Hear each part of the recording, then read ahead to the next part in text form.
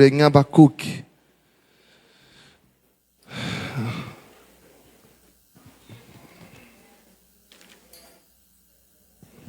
Aí estamos nós outra vez visitando o nosso querido Abacuque. Em tempos de crise, em tempos de tribulações, em tempos de dificuldades.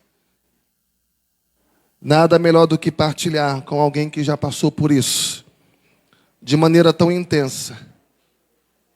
E venceu as tribulações da vida, venceu as suas crises, com a sua fé posta no Senhor. Esse alguém se chama Abacuque. Veja o que diz no capítulo 2, versículo 2. O Senhor me respondeu e disse, vamos no versículo 1. Por-me-ei na minha torre de vigia, colocar-me-ei sobre a fortaleza, e vigiarei para ver o que Deus me dirá. E que resposta eu terei à minha queixa? Alguém está aqui nessa manhã esperando uma resposta de Deus? O Senhor então respondeu, e ele disse, escreve a visão, grava sobre as tábuas, para que a possa ler até quem passa correndo. Porque a visão ainda está para cumprir-se no tempo determinado. Mas se apressa para o fim e não falhará. Se tardar, espera-o, porque certamente virá. Não tardará. Eis o soberbo, sua alma não é reta nele. Mas, qual é a resposta de Deus para a sua vida? O justo viverá pela sua fé. Abacuque 3. Oração do profeta Abacuque sobre a forma de canto. Tenho ouvido, ó Senhor, as tuas declarações e me sinto alarmado. Aviva a tua obra, ó Senhor, no decorrer dos anos. E no decurso dos anos faze-a conhecida. Na tua ira, lembra-te da misericórdia. Versículo 8. Acaso é contra os rios, Senhor, que estás irado? É contra os ribeiros a tua ira, ou contra o mar o teu furor, já que andas montado nos teus cavalos, nos teus carros de vitória? Tiras a descoberto o teu arco, e farta está a tua aljava de flechas. Tu fendes a terra com rios. Os montes te veem e se contorcem, passam torrentes de água. As profundezas do mar fazem ouvir a sua voz e levantam bem alto as suas mãos. O sol e a lua param nas suas moradas, ao resplandecer a luz das tuas flechas sibilantes, ao fulgor do relâmpago da tua lança. Na tua indignação, marchas pela terra, na tua ira, calca aos pés as nações. Versículo 16. Ouvi-o, e meu íntimo se comoveu, a sua voz tremeram os meus lábios, entrou a podridão nos meus ossos, e os joelhos me vacilaram, pois em silêncio devo esperar o dia da angústia, que virá contra o povo que nos acomete. Ainda que a figueira não floresça, vamos juntos? Não haja fruto na vide, o produto da oliveira minta, e os campos, e as ovelhas, e os currais, todavia eu me alegro no Senhor, exulto no Deus da minha salvação. O Senhor Deus é a minha fortaleza, que faz os meus pés como os da corça, e me faz andar altaneiramente, em lugares altos, ao mestre de canto para instrumentos de corda.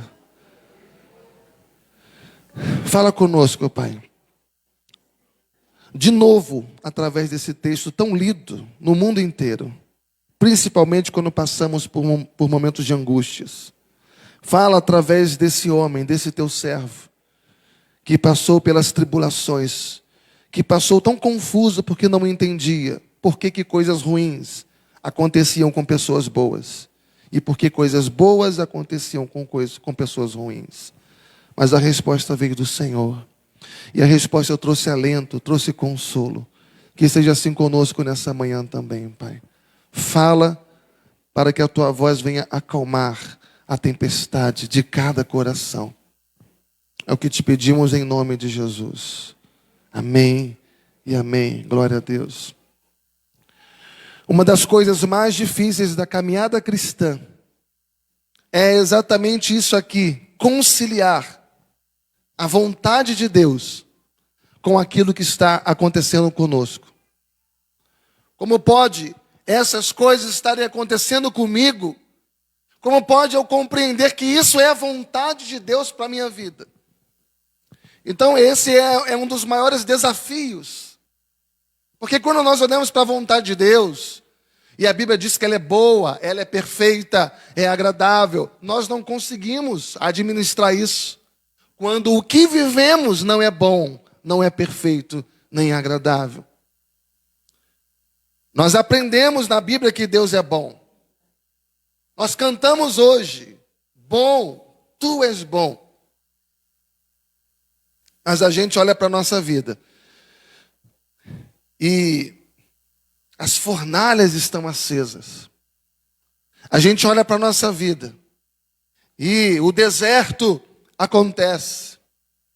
A gente olha para a nossa vida, em alguns momentos as tragédias acontecem, as circunstâncias são difíceis e elas vêm sobre a gente. E tantas vezes, inesperadamente, como um rolo compressor, a nos esmagar. E aí você começa a ter os mesmos pensamentos que Abacuque teve. Você começa a pensar e a perguntar: aonde está essa vontade de Deus tão boa, tão perfeita, tão agradável? Por que que Deus me permitiu perder um filho? Por que que Deus me permitiu perder alguém que eu tanto amava tão precocemente? Por que que Deus, sabendo que eu sou um pai de família e o único sustentador da minha casa, Ele permite eu ficar desempregado? Por que que eu, sendo servo de Deus, fiel a Deus, Deus permite eu passar por um acidente e me encontro agora inválido?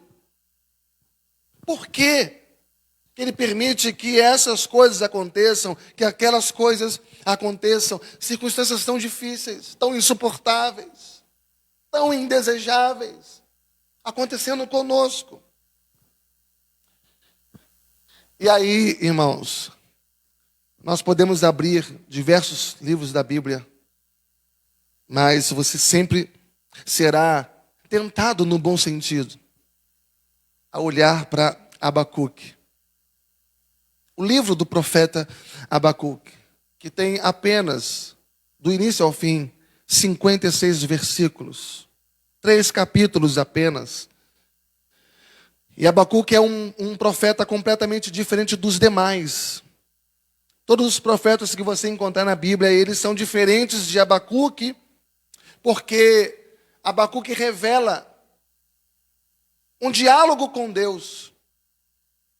Abacuque não traz uma mensagem de Deus para entregar ao povo, mas ele entra numa batalha com Deus, de querer entender o porquê que essas coisas acontecem na vida do seu povo. Então, uma disputa é o que, na verdade, ele tem com Deus. E o que ele está discutindo com Deus, disputando com Deus, é justamente essa relação da vontade de Deus sobre aquilo que está acontecendo na minha vida. Então, se Deus é bom, por que que isso está acontecendo comigo? Por que que eu passo por todo esse tipo de coisa? E por que estas circunstâncias tão difíceis assim? E às vezes, não basta as circunstâncias ser tão difíceis, elas são também demoradas. Porque quando é difícil e passa rápido, é uma coisa. Mas às vezes elas são difíceis e demoradas. E a gente faz aquela pergunta do Salmo 13. Até quando, Senhor? Até quando, Senhor? Quantas vezes você já não orou na sua luta, no seu problema, e disse: até quando, Senhor? E no capítulo 1 de Abacuque, ele coloca isso. Ele vai derramar o seu coração na presença de Deus. Você sabe que Abacuque significa abraçar. Só que este abraço não é um abraço afetivo, não. Abraçar é de agarrar para lutar. É de batalha. Semelhantemente àquela figura de Jacó, que lutando com Deus, ele disse: eu não te deixarei enquanto tu não me abençoares. Então veja que no capítulo 1 de Abacuque há um questionamento. Por que Deus é tão indiferente? Deus parece insensível, Deus parece em silêncio. Eu grito por socorro e parece que ele está indiferente. A pergunta de Abacuque em todo o capítulo 1 é esse: por que Deus é tão indiferente? Por que Deus não pune aquele que é injusto? Aquele que é incorreto?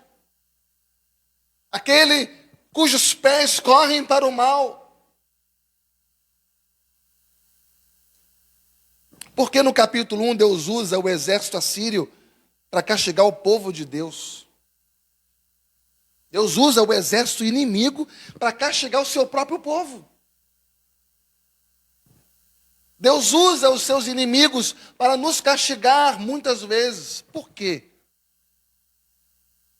Então, no capítulo 1, versículo 12, ele vai questionar. Deixa a sua Bíblia aberta, acompanha junto. Por que Deus é indiferente ao meu problema? E aí você vai ver, lá no capítulo 1, que do versículo 12, 13, 14, 15, 16, 17, ele vai fazer diversas perguntas. E o que ele está questionando aqui é por que Deus vai usar um povo tão mau, Deus vai usar um povo tão cruel para castigar o povo de Israel. Do versículo 12 ao 17, são questionamentos dele. Por que Deus vai usar uma gente tão má para disciplinar o povo de Deus e punir o povo de Deus? E ele termina o capítulo 1 fazendo uma pergunta. Veja lá, versículo 17. O que diz lá? Vamos juntos? Acaso continuará por isso esvaziando a sua rede e matando sem piedade os povos? Aí entramos no capítulo 2. E aí, Abacuque sai do questionamento e ele vai para a espera. Ainda que você passe por um momento questionando, não entendendo, não compreendendo e buscando uma resposta de Deus, você não pode ficar sua vida inteira nesse processo. Abacuque agora vai para a espera. E o que ele vai fazer aqui? Ele vai subir, diz no versículo 1, a torre de vigia. Abacuque 2, versículo 1. E ele diz: por-me-ei na minha torre de vigia, colocar-me-ei sobre a fortaleza e vigiarei. Você precisa estar vigilante, atento, para ver o que Deus me dirá e que resposta eu terei à minha queixa. Então, o negócio aqui é da seguinte coisa: eu preciso que Deus me dê uma resposta. Eu preciso que Ele dê uma resposta para essa crise que eu estou vivendo na minha vida, para esse problema que eu enfrento na minha vida.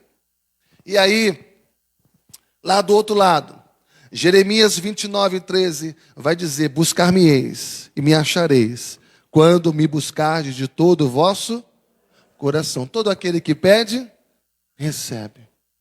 Então, todas as vezes que você busca a Deus com sinceridade, com profundidade, ainda que a gente em algum momento questione na nossa humanidade, na nossa fraqueza, nas nossas limitações, ainda que por algum momento a gente questione a Deus, ainda que olhemos ao nosso redor e não compreendamos o agir de Deus.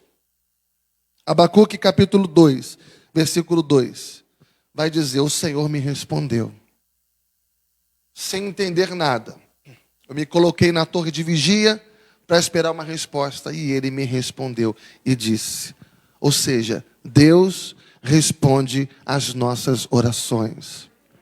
Não existe oração sincera que não seja ouvida por Deus. Não existe oração que Deus não ouça quando esta oração nasce de um coração puro na presença dEle. Deus responde às nossas indagações. Deus responde os nossos questionamentos quando a gente faz isso com sinceridade. Veja no versículo 4. No finalzinho do versículo 4, que a resposta de Deus vem numa frase. E a frase é qual? O justo viverá pela sua fé. O justo viverá pela sua fé. E aqui é que vai entrar a parte mais difícil.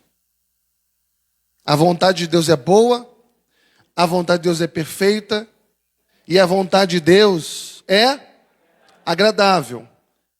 Mas o que está acontecendo comigo não é bom. O que está acontecendo comigo não é perfeito. O que está acontecendo comigo não é agradável. Então aqui nós temos um homem que está confuso.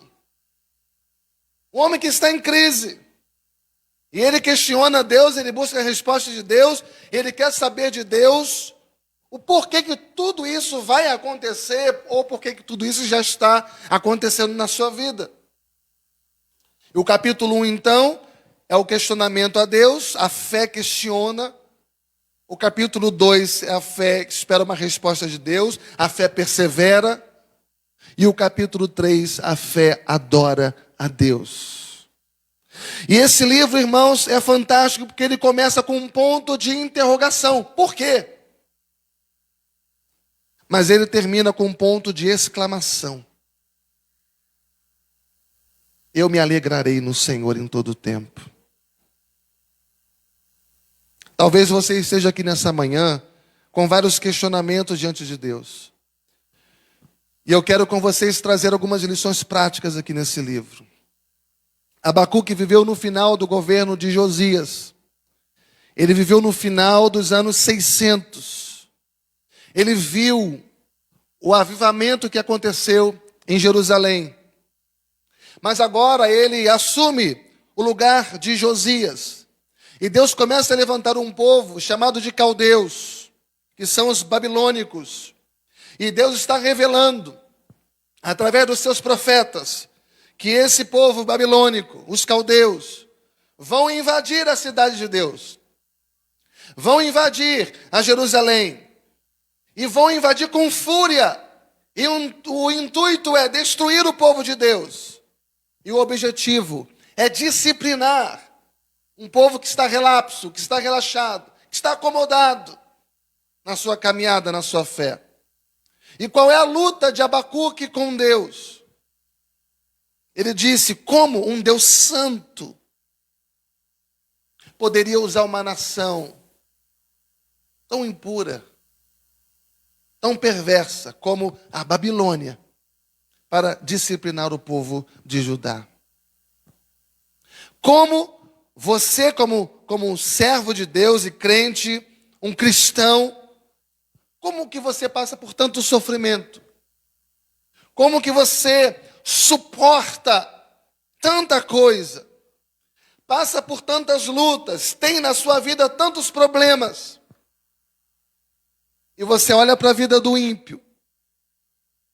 E você vê o ímpio prosperando. E você vê o ímpio indo adiante. Como Deus permite a situação dessa? Como Deus permite uma tragédia vir dentro da sua casa, dentro da tua vida? E a pergunta é: onde nesse momento está Deus? Onde está Deus nesse momento? Você é um crente fiel, dedicado a Deus, e Ele permite tantas coisas assim. E aqui nós temos pelo menos 2 lições práticas para entendermos o livro de Abacuque. E a lição número 1 é: se o seu Deus sempre faz o que você quer, Porque muitas vezes a gente quer assim, né? Que a gente ore e que Deus faça aquilo que a gente quer. A gente sempre espera isso de Deus. Eu estou fazendo certo. Eu vou pedir, eu espero que Ele faça. Se o Deus que você serve sempre faz aquilo que você quer, provavelmente, Ele não é o Deus da Bíblia. Porque o Deus da Bíblia nem sempre faz aquilo que a gente quer.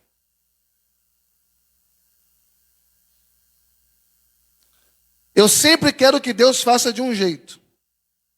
E aí, quando eu vou olhar para Deus, Ele diz: os meus pensamentos não são os seus pensamentos. Eu amo muito você. Eu estou na sua vida para sustentar você, mas escuta isso. Os meus caminhos não são os teus caminhos. São maiores.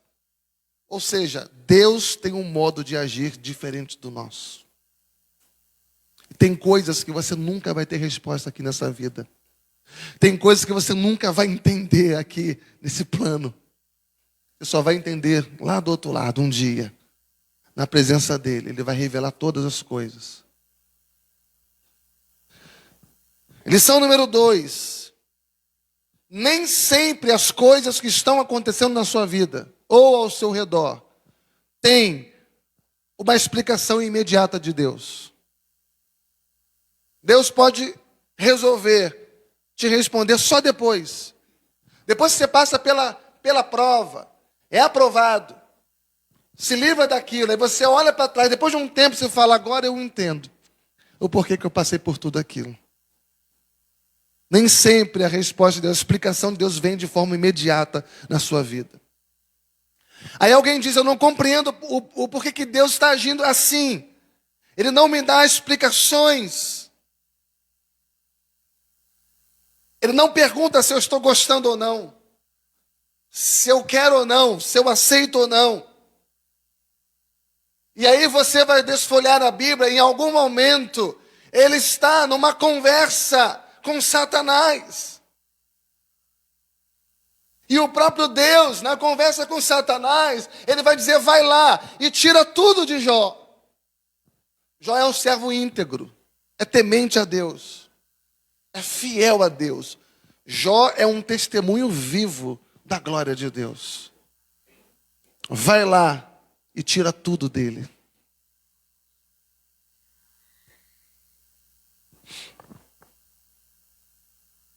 Não perguntou para Jó se Jó queria ou não.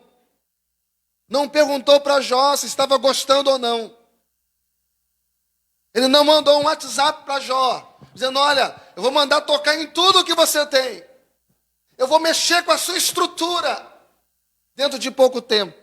Ele não fez isso. Estava tudo bem. Até que o pior aconteceu na vida de Jó. Ele simplesmente permitiu que fosse retirado tudo da vida de Jó. O que você acharia do seu Deus se hoje Ele permitisse que fosse retirado tudo da tua vida? Matasse todos os teus filhos, sua casa destruísse, seus bens, você perde emprego, perde fonte de renda, perde a pensão, a aposentadoria, você está pobre, miserável e nu. Como estaria a sua fé em Deus? Então, meus amados irmãos, o capítulo 1 de Abacuque é a fé que questiona. Versículo 2, já lemos: até quando, Senhor, eu clamarei e tu não me escutarás? Gritar-te-ei violência e não salvarás. Não sei se você já passou por uma experiência dessas. Coisas desagradáveis acontecendo na sua vida. E você pergunta para Deus, você ora a Deus, você busca a Deus, você jejua, e ao invés de melhorar, piora. Irmãos, teve momentos, a gente com a Cíntia lá na UTI, que quanto mais a gente orava, mais piorava. Né, Cíntia? Mais piorava. Mas quando você achava que não tinha mais fundo do poço, as circunstâncias davam um jeito de cavar mais fundo. Como que você lida com isso? Você já passou por uma experiência dessa, passando por uma provação, uma tribulação na sua vida. Você conversa com Deus, você clama a Deus, você ora a Deus, você vê suas forças espirituais se esvaindo. Você questiona e às vezes algumas pessoas ficam até desanimadas com Deus, porque a resposta não vem. Você não diz isso, mas a verdade é que muitas vezes você desanima. Porque a gente gosta de resultados. A gente precisa ver. Por que o Senhor deixou essas coisas acontecerem? E eu insisto nisso, irmãos, porque é isso, na verdade, que está bem aqui, vivo no coração de Abacuque, pelo menos no capítulo 1 do seu livro. Mas no capítulo 2 o profeta está vendo que não tem jeito. Ele vai ter que passar por isso. Sabe quando você está no olho do furacão, você vê, olha, eu estou vendo que não tem jeito, eu vou ter que enfrentar isso. E alguém nesse momento diz, eu estou chateado com Deus, estou aborrecido com Deus, porque eu oro e Ele não faz nada. Estou desanimado com Deus. E o que isso muda em Deus? Você está aborrecido com Deus, está chateado com Deus, está de mal com Deus. O que isso muda nele? Não muda nada. Ele continua sendo Deus.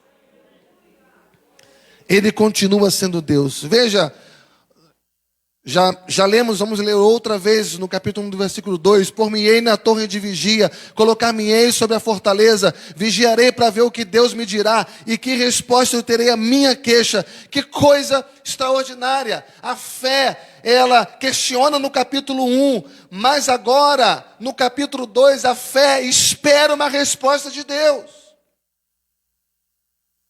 Ele não deixou de ir à igreja. Ele não reuniu os irmãos na sua casa para fazer um discurso das suas desgraças. Ele não se vitimizou. Ele não deixou de contribuir, ele não ficou desigrejado, sabe? O que importa aqui, sou eu e Deus. Meu coração Deus conhece. Não. Às vezes, nós projetamos a nossa culpa, sabe, irmãos? Às vezes nós nos rebelamos, mas ele não. Sabe o que foi que ele fez? Abacuque fez, eu vou investir no meu relacionamento com Deus. Eu estou perguntando, eu estou questionando, eu estou buscando, Deus não está respondendo. Em vez de abandonar Deus, em vez de procurar outro Deus, espera aí, Deus está em silêncio demais, a coisa está piorando demais. Eu vou investir no meu relacionamento com Deus. Eu vou orar mais. Tem coisas que é só com jejum e oração. Vou jejuar. Eu vou clamar. Eu não vou chorar para as pessoas, não. Eu vou chorar na presença de Deus. Eu vou lutar com Deus. Eu vou esperar uma resposta de Deus. Eu sei em quem tenho crido. E eu sei que meu Deus é poderoso para fazer infinitamente mais. Eu vou buscar uma palavra de Deus. Eu vou meditar na palavra de Deus. Eu vou ler a Bíblia. O meu devocional com Deus. Foi isso que a gente fez. Quando tudo parecia gravemente perdido, a gente começou a cantar. A gente começou a cantar. E começou a lembrar das promessas de Deus. E o ambiente que a gente estava, de morte, de circunstâncias completamente desfavoráveis, se transformou num ambiente de adoração a Deus. De adoração a Deus, a nossa vida devocional.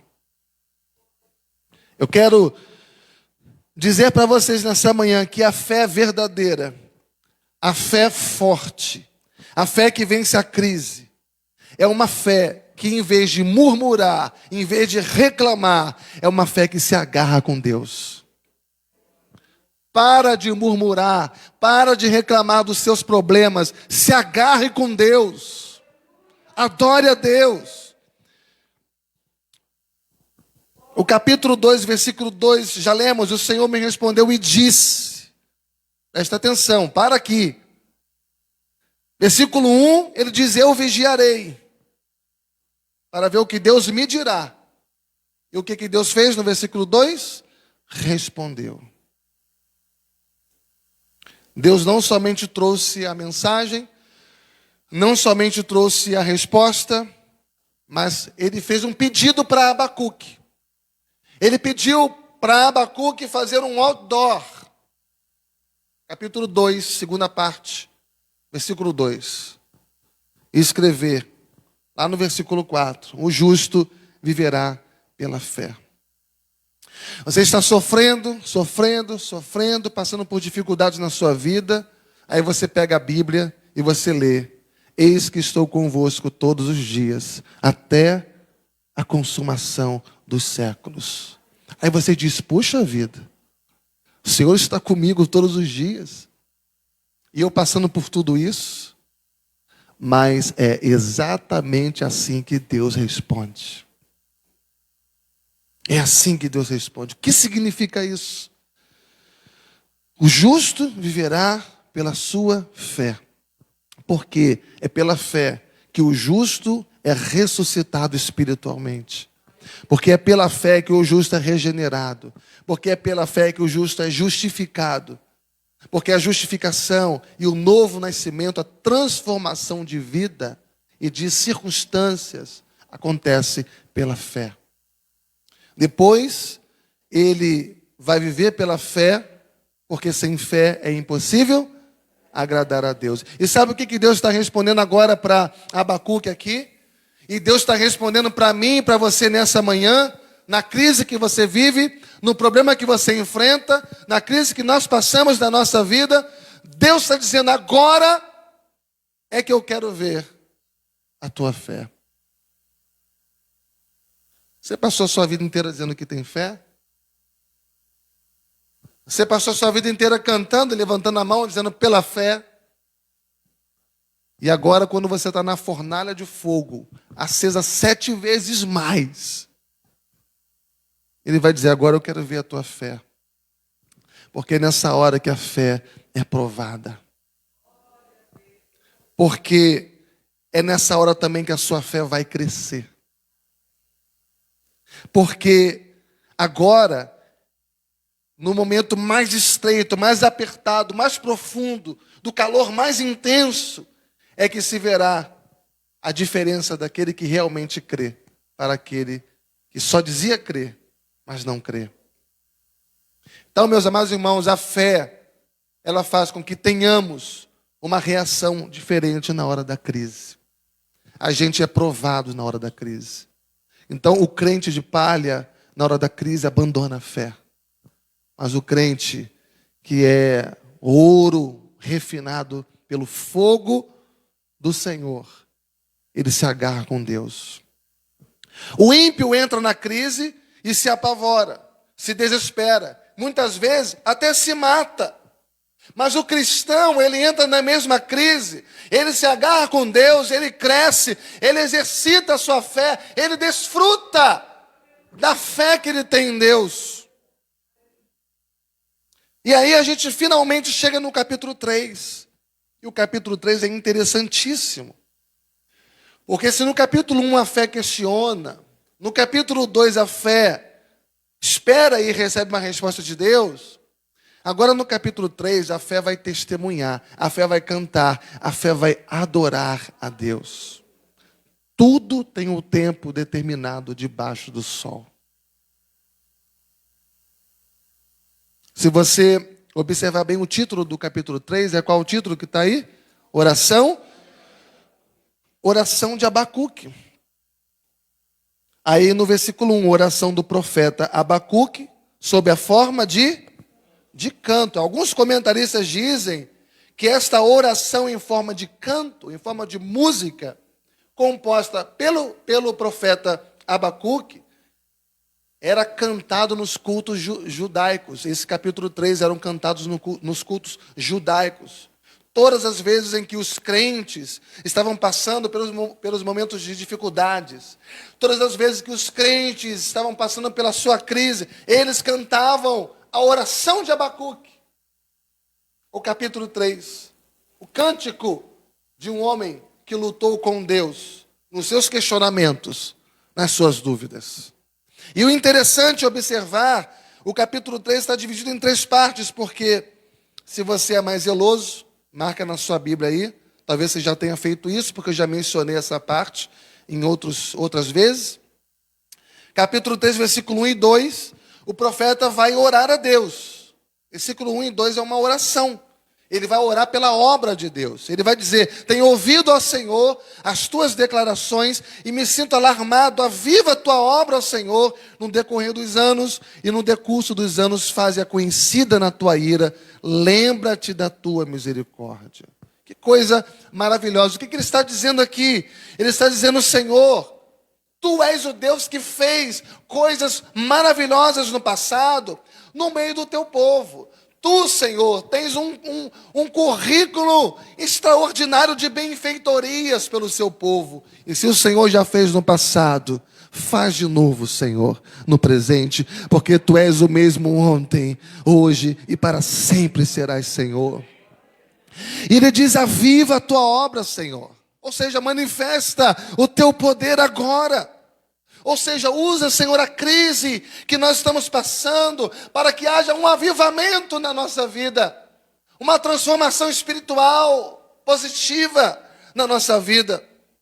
Que esta crise, que esse problema, em vez de nos transformar um povo mimizento, não, que esta crise venha nos aproximar de Ti, Senhor. Use essa crise, use esse problema para que possamos parar de confiar nas pessoas, parar de confiar no dinheiro, parar de confiar nas circunstâncias, nas riquezas, e quebranta o nosso coração, Senhor. Meus amados irmãos, só o sofrimento, só a dificuldade nos empurra para orar mais. Eu fico imaginando se crente não tivesse problema na vida. Talvez seríamos um povo que não orasse. Nós precisamos entender que tempo de problemas, tempo de crises, de lutas, é tempo de avivamento. É tempo da manifestação do poder de Deus, da glória de Deus. É tempo de uma volta para Deus, de uma transformação de dentro para fora. É oportunidade de Deus fazer grandes coisas na sua vida e através da sua vida. Quando a gente persevera, quando a gente insiste na presença de Deus, a gente sai da crise mais forte. Quando você não desanima, mas persevera, Deus pode mudar coisas, Deus pode transformar circunstâncias, Deus pode te fazer sair da crise com lições e aprendizados grandiosos. É tempo então da gente orar e dizer: Senhor, aviva. Aproveita e faz agora aquilo que o Senhor fez no passado. E o nome disso é oração. A fé forte e verdadeira em tempos de crise é a fé que ora. Nós descobrimos nesse tempo o quanto nós somos amados. Sabe como? Porque a gente viu quantas pessoas oraram. E a melhor forma de você expressar amor por alguém é orando pela vida dela. É chorando para que Deus intervenha na vida dela. A fé verdadeira é aquela que na crise ora. Que mesmo na crise busca a Deus mais ainda. Estreita a intimidade com Deus mais ainda. Se quebranta cada vez mais diante de Deus. E pede para que Deus continue intervindo na sua vida. Se você ver bem o capítulo 1, versículo 5, vede entre as nações, olhai, maravilhai-vos e desvanecei, porque realizo em vossos dias obra tal, que vós não crereis quando for contada. Eu estou fazendo coisas maravilhosas de tal forma na sua vida, que as pessoas não vão crer quando você contar. Que coisa bendita, irmãos. Escuta isso. Tudo está no controle de Deus. Tudo, até as nossas crises. Você está achando que aquela crise é para te perturbar, para te desesperar. Não, a crise está batendo na sua porta porque ela quer te conduzir à presença de Deus. Deus faz da tempestade o caminho para chegar ao teu coração. Louvado seja Deus. Olha para a tua vida. Olha para a tua vida um pouco mais. Lembra de onde você veio. E olha para onde que você está hoje. Olha para as lutas que você já passou, as bênçãos que Deus já derramou sobre a sua vida. Conta as bênçãos, conta quantas são recebidas da divina mão. Uma a uma, dize-as de uma vez, e verás, surpreso, o quanto Deus já fez. Olha para tudo que você passou, achando que não suportaria. E você está onde hoje? Está aqui. Será que esse problema que você está passando hoje é que vai te matar? Que vai destruir com a sua vida? Não. Não será. Eu quero declarar que você vai sair dessa crise se você confiar em Deus, em nome de Jesus. Porque na vida de um crente fiel, o deserto não dura para sempre. Essa crise vai passar. Eu sei que outras dificuldades virão, mas Deus continuará agindo poderosamente na sua vida. Deus continuará trabalhando copiosamente na sua vida. A segunda parte de Abacuque 3, vai do versículo 3 ao 15. Versículo 1 e 2, oração. 3 ao 15, ele vai ter uma visão. E como é essa visão que ele vai ter aqui? Ele vai, a partir do versículo 3, tirar os olhos, olha a lição para nós, tirar os olhos das circunstâncias, tirar os olhos dos problemas. E ele vai meditar em Deus, naquilo que Deus já fez. Versículo 3 ao 5, ele vai dizer que Deus veio em resplendor. Versículo 6 ao 7, ele vai dizer que Deus se deteve em poder. Versículo 8 ao 15, ele vai declarar que Deus marchou em vitória. E as duas lições que ele quer passar para mim e para você. E ele também passou para o profeta Abacuque. A lição número 1.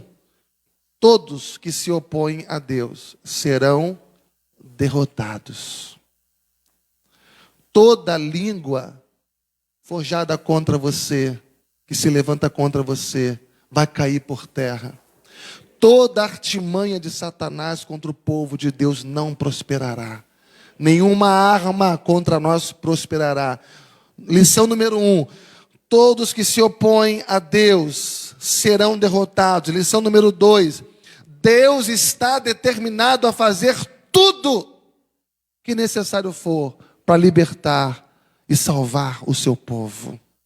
Você não está sozinho na sua caminhada com Deus, na sua caminhada de fé, na trajetória da vida. Deus está contigo. Ele é um muro de fogo ao seu redor. E Ele está disposto a fazer tudo para te libertar. Ele está disposto a fazer tudo para dar vitória ao seu povo.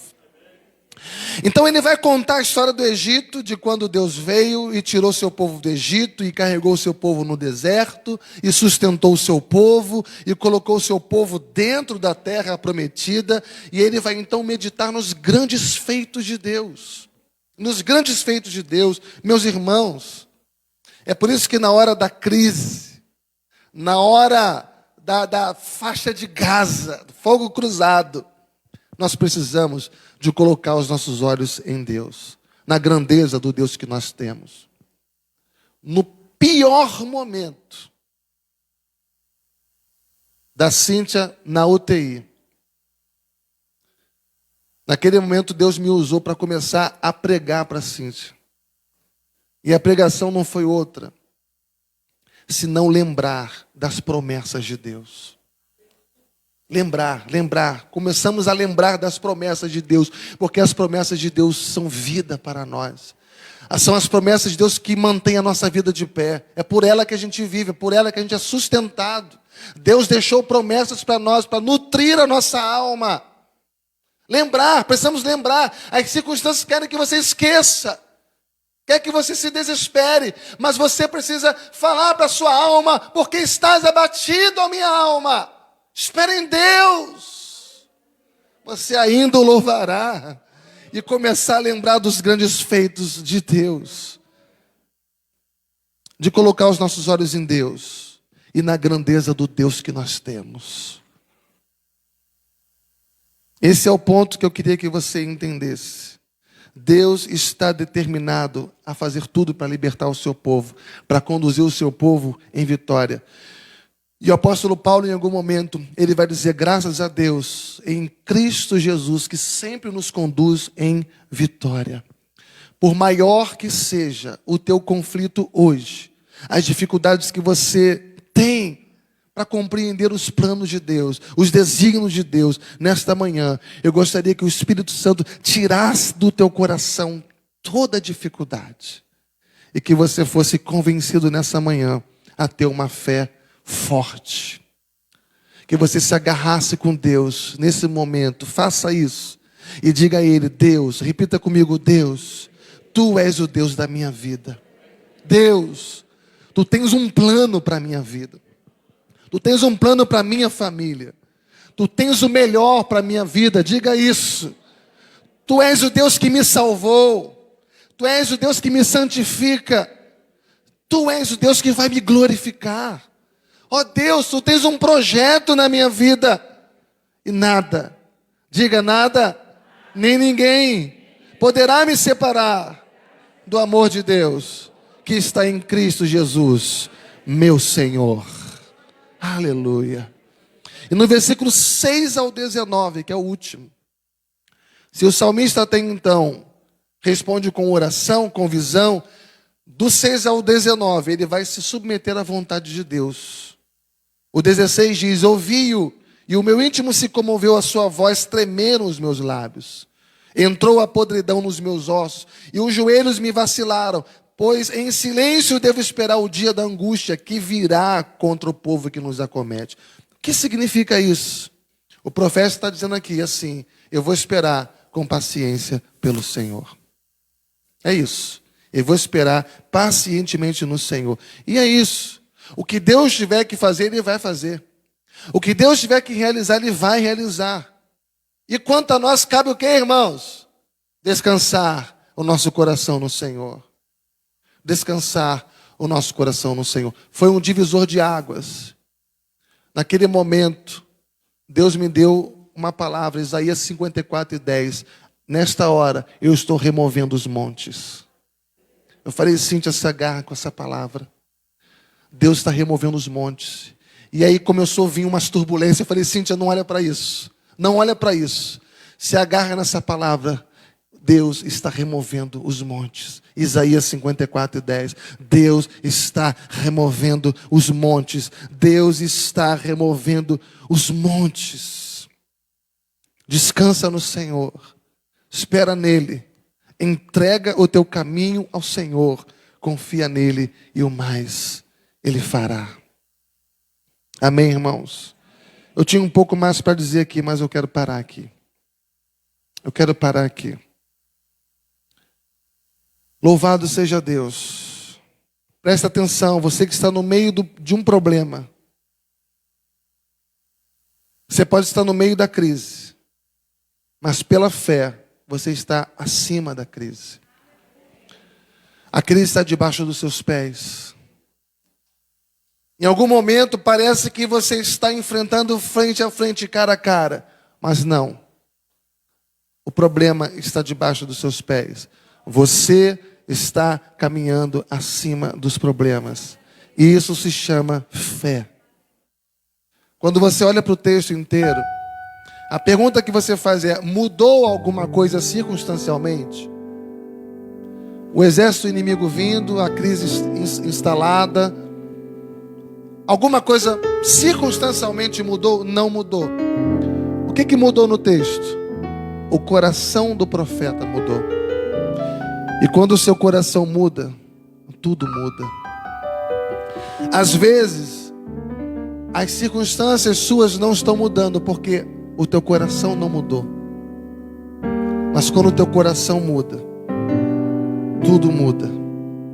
Ele começa com uma interrogação, capítulo 1, e ele termina com uma exclamação. Nada mudou, mas o seu coração mudou. E quando o coração muda, a visão muda. A perspectiva muda. Você pode até estar enfrentando os mesmos problemas, mas agora você enxerga de maneira diferente, porque o seu coração mudou. Agora, se você não mudar o seu coração, aí vai ser bem difícil, bem mais difícil. Porque as circunstâncias, irmãos, estão no controle de Deus. Mas o seu coração, ele precisa estar firme no Senhor. Não vai achando que você vai bem, entendendo que a circunstância está na mão de Deus e você pode se desesperar. Não. Deus está no controle de tudo? Tá, a gente já sabe disso. Mas o que cabe a mim agora?